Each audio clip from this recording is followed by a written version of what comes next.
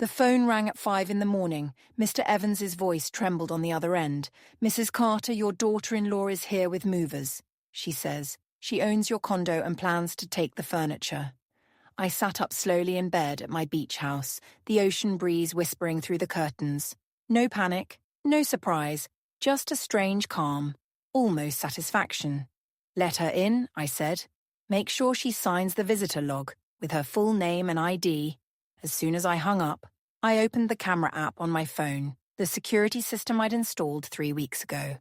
But before we continue, if you haven't subscribed yet, do so to stay up to date with the most shocking and real stories happening around you. Connected to every room, living room, kitchen, bedroom, entryway, all streaming to the cloud, and there she was.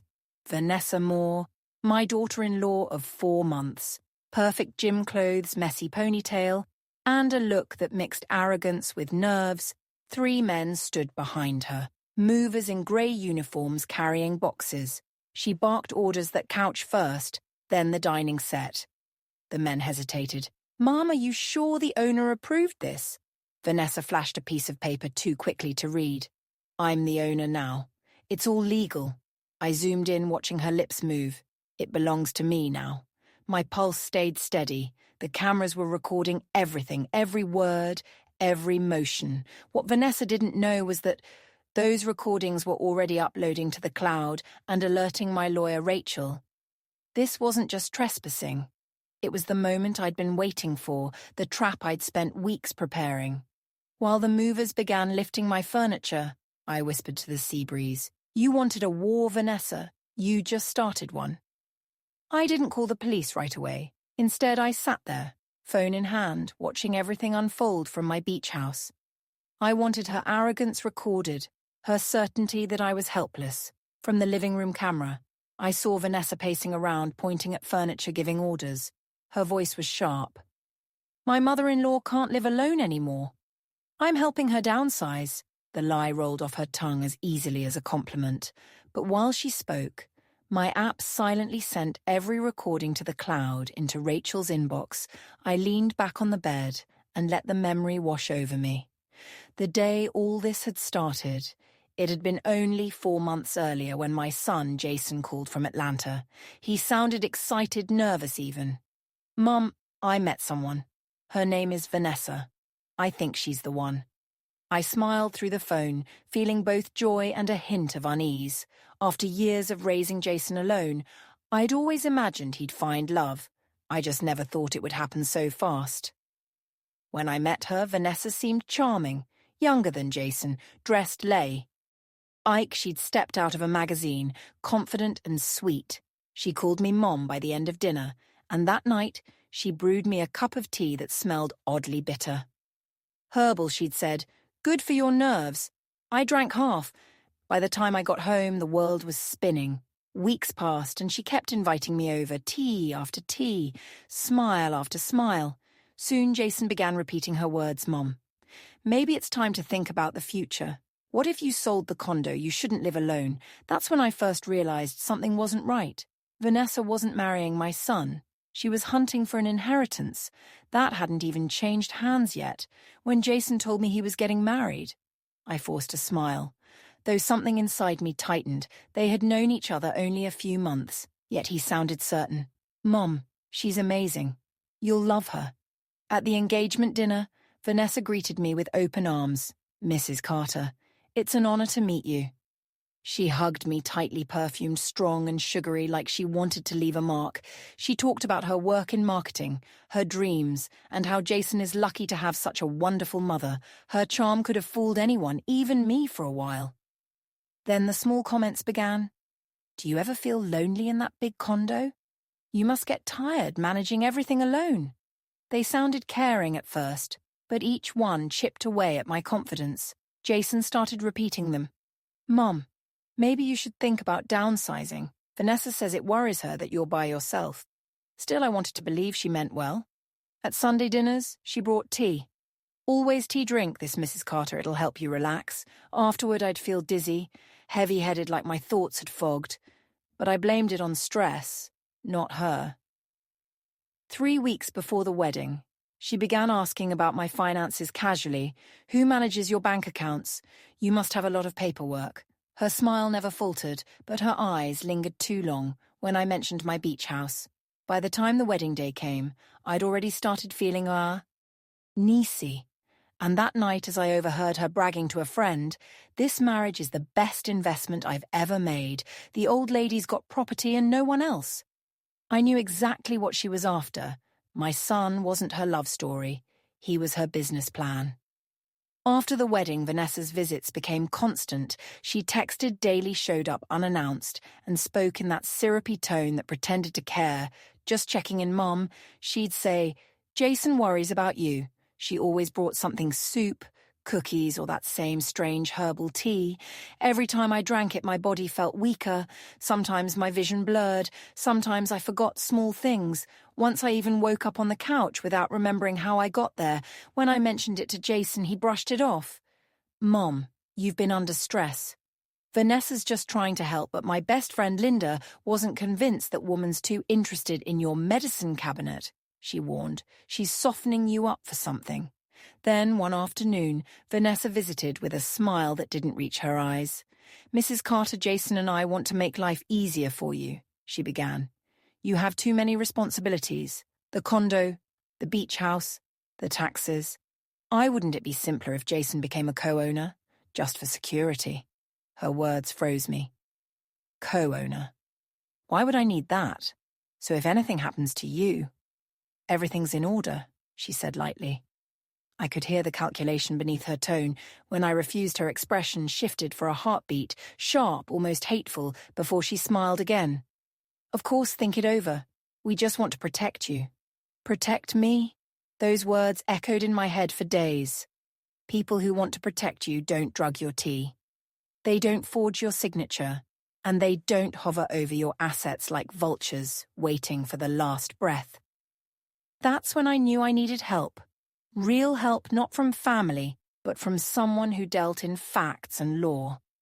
The next morning I called my attorney, Rachel Bennett, a woman I trusted since my husband's passing. When I told her everything, she didn't interrupt. She just listened, pen tapping lightly against her notebook. When I finished, she leaned forward. "Helen, you're not imagining this," she said firmly. "But if Vanessa's as manipulative as she sounds, we'll need more than your word. We need evidence," she suggested, installing hidden cameras throughout my condo, small, discreet, and linked to an app that would record every movement and conversation. If she ever tries to enter or take anything, we'll have it on video. Rachel said, "Don't confront her. Let her think she's winning." It felt strange turning my home into a silent witness. But that night I ordered 6 cameras online and spent a weekend installing them, behind picture frames on shelves near the entryway. Every lens pointed toward truth. A week later, my phone vibrated with a notification, "Motion detected." I opened the app and there she was. Vanessa inside my condo alone. She was opening drawers, taking photos of documents, and pocketing a ring my late husband had given me. My chest tightened. She wasn't just scheming anymore, she was stealing. When I confronted Jason later that night, his answer cut deeper than any theft. "She said you told her she could stop by." Mom. "You're being paranoid." That word paranoid burned into me. I realized then how deep Vanessa's poison had spread, not just through my sugar or my tea, but through my own son's heart. So I didn't argue. I just told him softly, if I'm paranoid, then truth will prove me wrong. But in my soul, I already knew truth was on my side. 2 weeks later, Vanessa invited me to lunch. She sounded cheerful on the phone, too cheerful. "Let's start fresh, Mom. Just as girls," she said. I agreed, not out of forgiveness, but strategy. Rachel's advice echoed in my mind. Let her act. The more she moves, the deeper she sinks. Vanessa welcomed me with a bright smile and a hug that felt rehearsed. Her condo smelled of lemon and deceit. Lunch was already on the table, chicken, vegetables, and that same cup of tea. "Drink, Mrs. Carter," she urged. "It'll help your nerves." I smiled but didn't touch it. Instead, I talked about how proud I was of Jason, how I'd been updating my will, half-truths meant to bait her. Vanessa's eyes flickered at the word will. After dessert, she disappeared into the kitchen. I glanced at my phone. The mini recorder Rachel had given me was running. When Vanessa returned, she slid a few papers across the table. Power of attorney, she said lightly. Just routine. It'll let Jason handle bills, property, all those complicated things. I pretended to skim it. I'll show it to Rachel first. Her smile faltered. There's no need for that. We just want to help. Help that word again. I folded the papers neatly, stood and thanked her for lunch. As I walked out, she whispered under her breath, not realizing my recorder caught every word. She won't sign now, but she will one way or another. That night, Rachel and I reviewed the audio. Perfect, she said. We've got intent. Next time she steps out of line, we'll have her completely. And I knew deep down that Vanessa's next move would be desperate and dangerous. It happened early on a Tuesday. My phone rang at dawn. Mr. Evans again. The building superintendent, Mrs. Carter, he said, voice shaky. Your daughter-in-law's here with a moving truck. Says she's the new owner. I didn't flinch. This was the moment Rachel and I had prepared for. Let her in, I said calmly. Just make sure she signs the visitor log with her full name and ID. Then I opened the security app. There she was. Vanessa Moore. Standing in the lobby, 3 movers behind her, bold as daylight. She looked anxious but determined, waving papers around. My mother-in-law can't handle this place anymore. I'm taking care of it. I switched to the hallway camera on my floor. A few minutes later, the elevator opened. Vanessa stepped out and tried the lock. When the key didn't fit, she frowned, then whispered something to the men. Help me force it. The door splintered. They walked in. Vanessa pointed like a queen giving orders. That couch first, then the table. Be careful with the vases. They're worth a foe. Ah, tune. I watched her head to my bedroom, open drawers, pocket jewelry, and then call someone. I'm inside, she whispered. The tea didn't work, but she's gone. By the time she finds out, everything will be in our names. Right then. I heard the distant echo of sirens through my phone. Vanessa froze, turned toward the window, and her face went pale. The front door burst open. 4 police officers rushed in. Police, nobody move. Vanessa stammered, you don't understand. This is mine, the officer replied. Not anymore. As the handcuffs clicked shut, I took a deep breath. For the first time in months, justice had a sound metal, final and merciful. 3 weeks later, I walked into the courthouse with Rachel by my side. The air smelled of tension and old paper. Reporters waited outside, shouting questions. But I said nothing. I just wanted it over. Inside, Vanessa sat at the defense table, pale, shaking and far from the confident woman who once claimed my condo. Jason was there too. Sitting behind her eyes, red face drawn, the prosecutor started strong. Your Honor? The defendant broke into Mrs. Carter's property, attempted to steal her belongings, and was caught on camera, admitting to poisoning her food. He pressed play. The recordings filled the courtroom, Vanessa's voice cold and calculating. The tea didn't work, but once this is done, Jason will sign the papers. Every juror leaned forward. Vanessa's lawyer objected, saying the audio was taken out of context, but the evidence was overwhelming. Then Dr. Holloway took the stand, the psychologist who had evaluated me. He said clearly, Mrs. Carter is mentally sound, fully competent, and perfectly aware of her actions. That single sentence shattered Vanessa's entire defense. When it was my turn to testify, I stood tall. I told them I wasn't just protecting property, I was protecting dignity. She made me doubt my mind, I said. But being older doesn't mean being weak. It means I've survived long enough to know when someone's lying. After 2 hours of deliberation, the verdict came back guilty O. All counts, Vanessa gasped, shaking her head. I did it for love. The judge's voice stayed calm. 8 years in state prison. Jason met my eyes as she was LED away. I didn't know Mom. I swear I didn't know. I nodded faintly. I believe you, I said. But belief doesn't erase what you allowed, and with that, I walked out free. A year passed before I truly breathed again. The condo was gone, sold, cleansed of memories too heavy to carry. With that money, I bought a smaller apartment near the coast and started something new, a financial guidance group for older women called Silver Shield. We taught them how to protect their savings, read contracts, and never sign anything under pressure. Every meeting reminded me of why I'd survived. Each woman carried her own version of betrayal, a nephew, a son-in-law, a caregiver who took advantage of trust.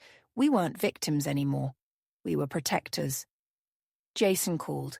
Sometimes his voice was softer now, his words careful. He told me he was in therapy trying to rebuild his life after the divorce. Once he said quietly, "Mum, I'm sorry for everything. I should have listened. I didn't know how to respond, so I simply said, I'm glad you finally see forgiveness," I realized. Doesn't mean forgetting. It means setting yourself free from pain that no longer serves you. The night before Vanessa's sentencing, I sat on the porch of my beach house. The sky was violet, the sea calm. I thought of everything she tried to take, my home, my health, my dignity, and how in the end she gave me something unexpected, clarity, because what I lost in possessions, I gained in peace, and what she tried to destroy, she only made stronger. If anyone asked me what I learned, I'd say this: trust is precious, age is not weakness, and protecting yourself is not selfishness, it's survival. So if you're listening, don't be afraid to stand your ground, even when your own family doubts you. Believe in your truth. 2 years after everything, life felt lighter. My morning started with quiet coffee and ocean air instead of anxiety. Nightmares had faded, replaced by purpose. Silver Shield was thriving. Dozens of women coming together every month to share stories, advice, and laughter. Linda and I had become partners, not just in work, but in life. We traveled, spoke at local community centers, and even helped an elderly widow recover her stolen savings through our network. Every victory, big or small, reminded me that healing wasn't about forgetting. It was about using pain as fuel for something good. Jason and I eventually met for coffee. He looked older, worn, but there was humility in his eyes I hadn't seen in years. "I filed for divorce," he said, "and I'm learning to stand on my own." I reached across the table and held his hand. "Then, maybe," I said, "we're both finally learning." He smiled through tears, and for the first time, the silence between us wasn't heavy. It was peaceful. That night back at the beach house, I sat on the porch, watching the sun sink below the horizon. The sky turned gold, then crimson, then soft blue again. A reminder that endings can also be beginnings. I took a deep breath and whispered, "I'm still here, stronger than ever. If you've ever been made to doubt yourself, remember this: your worth doesn't fade with age, your voice doesn't lose power with time, and your peace is worth protecting." Sometimes, silence is a woman's greatest weapon. I've learned that true strength doesn't scream, it acts. They think age makes us weaker, but wisdom is power they'll never see coming. That day, I didn't argue. I watched karma do the rest. Thank you for watching this video. Share your thoughts in the comments. I truly value every story and every voice. Don't forget to subscribe to Tears and Strength and share this video with your friends.